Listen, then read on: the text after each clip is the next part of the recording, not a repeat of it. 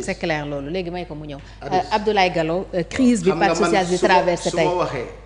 man kay question bi jarul sax jarul naa ko man su ma waxee parce que bokkatuma PS. donc doo ma ne ma Samba laa faral wala ma Demba laa faral parce que yow nee nga ñaari camp yëpp ñëw nañ fi. waaw donc man je parle en toute objectivité et en connaissance de cause. parti socialiste bu ma nàmp xam ko ak na muy fonctionner yow non seulement que tu es mal informé yaa ngi dégg mais en plus lu bëri dafa bëgg la réere mbir di ni PS di fonctionner madame Thiam. ñoom APR demuñu fi congrès d'investiture Amadou Ba lire résolution ne Macky Sall continue def ko congrès Macky Sall continue d'être le président du parti n'est-ce pas? Président d'honneur de l'APR. Non, président de l'APR. Il continue le mandat. Congrès d'investiture Amadou Ba. King Fahd Palace. oui mujjee nekk sax. voilà congrès Macky Sall a désormais un mandat de 5 ans. Addis à la tête du parti. Très bien. Par un congrès extraordinaire. on a un concours déedéet APR ngay wax.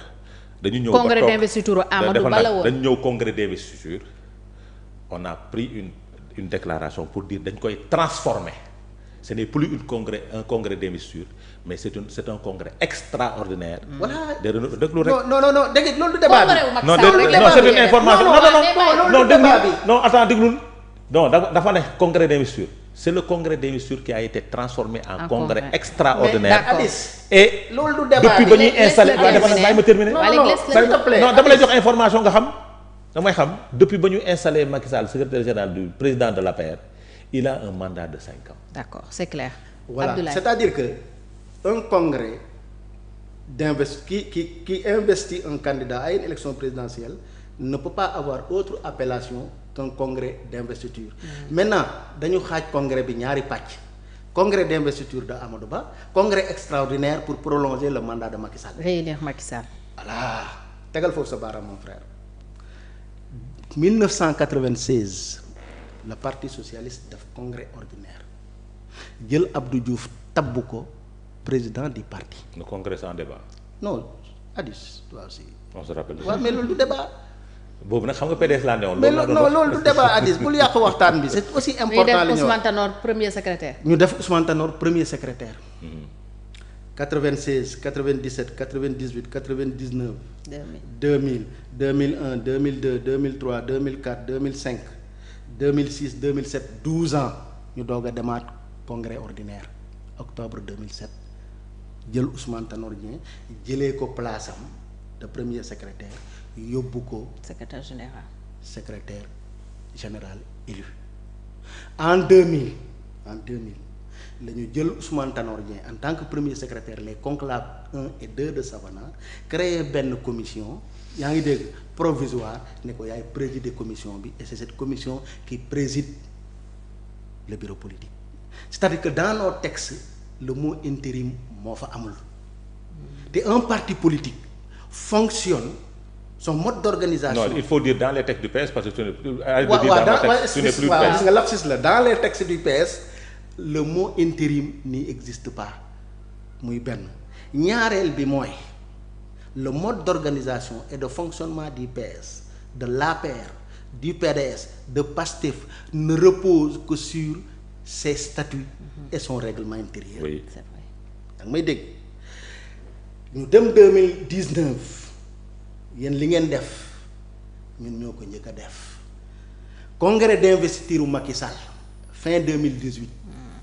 may dégg le parti a fait lecture de 2 résolutions benn résolution bi c'est pour que Macky Sall mooy sunu candidat pour l'élection présidentielle avant Macky di dugg salle bi la ñu def lecture d'une résolution pour dire que tous les mandats de toutes les instances de direction et de base sont prolongés jusqu'au prochain congrès muy mandat secrétaire général union régionale pour mandat secrétaire général coordination mandat secrétaire général section mandat mouvement national des femmes mandat mouvement national des jeunes mandat secrétaire national bureau politique. pour 4 ans tous les mandats rek. tous les mandats jusqu'au prochain congrès. may ma rek durer 4 ans. may ma rek mon frère maa ñëw alors y compris le mandat du secrétaire général. oui. entre-temps 2019 ndem si yàlla génn àdduna boo demee l'article 18 du règlement intérieur du PS moom moo encadré la succession de Aminata Mbengue Ndiaye à Ousmane Tanor Dieng doo fa gis le mot intérim mais li ci gën a neex mooy ñii ki ñuy xeexal ki ñuy jàppale mooy le ministre Serigne Mbaye Thiam. pourquoi tu penses que c'est le ministre. mais parce que li man nekk PS laa jóge di. non j'ai dit pourquoi tu penses parce que loolu moo am te après dinañ ci xuus.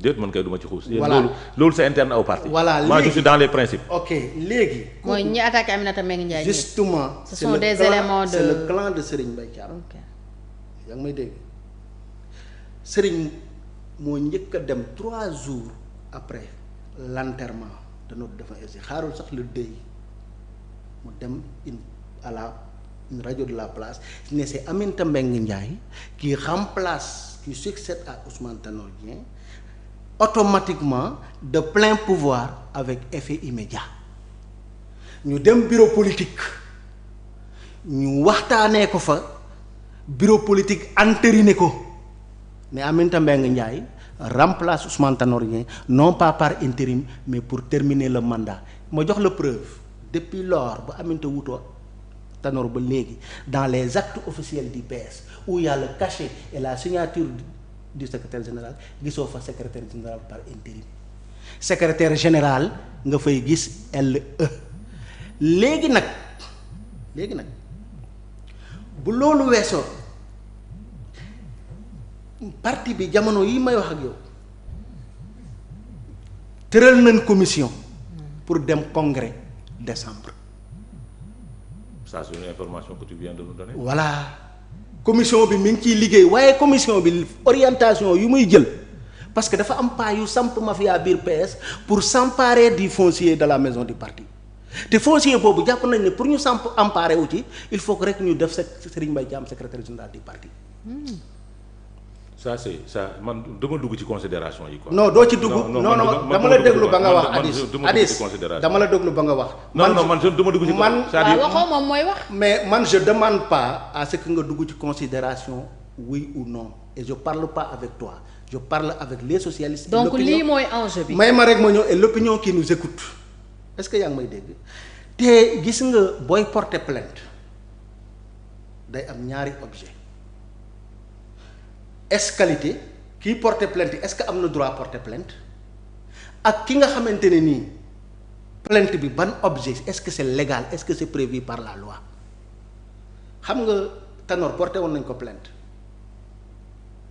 un gars de taxaw du ma tudd turam porté woon na Tanor plainte parce que ne woon na renouvellement yi dafa yéex nangam dugg na fii génn fii est-ce que amoon na aboutissement ñi nga xamante ne nii dañu porter plainte dañu créer d'abord seen structure tuddee ko xaw ma IRPS xaw ma IR nangam.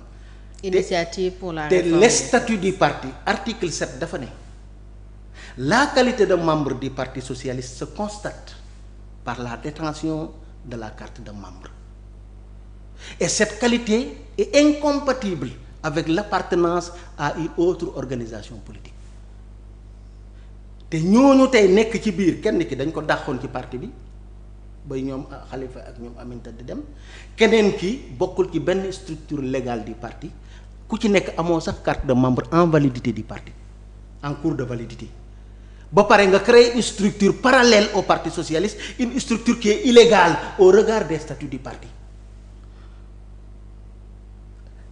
boo demee encore ci statut yi dañ la ne parti socialiste dafa reconnaître à l'article 38 de nos statuts dafa reconnaître l'existence de mouvements d'initiative et d'action reconnaît mais boo koy créer nay fekk secrétaire général bi jox la autorisation bureau politique validé ko ba pare texte bi article bi neewaat la bés boo créer mouvement d'initiative et d'action da ngay méngoo ak charte parti bi da ngay méngoo ak la ligne directrice du parti da ngay méngoo ak l'orientation politique du parti waa léegi yow nga créer sa structure violer l'article 7 des statuts violer l'article 38 des statuts ba pare nga ne da ngay porter plainte ko nga xamante ni nii la mu yor instance souveraine moo ko jox noonu lay parti bi di doxee. yaa ngi dégg moo tax ma woowee leen les clowns du PS. non man je suis c'est-à-dire. léegi yow Adama balaa ngay ñëw non xam nga non fi ma bëgg waxee.